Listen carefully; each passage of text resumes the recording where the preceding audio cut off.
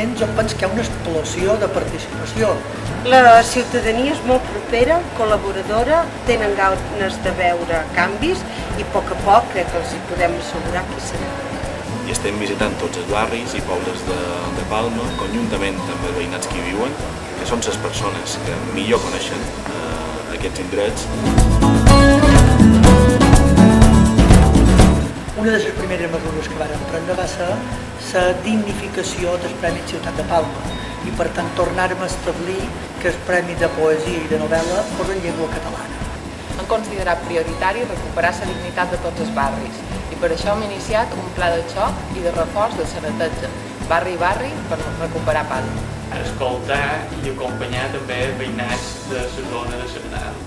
Hem aconseguit donar estabilitat a un punt d'atenció a Sant Ferriol i després obrirem ara ja, properament, un nou centre d'atenció primària, que serà el número 10. La creació de l'oficina antidesnonaments està donant esperances i oportunitats a moltes persones afectades pel drama de perdre casa seva.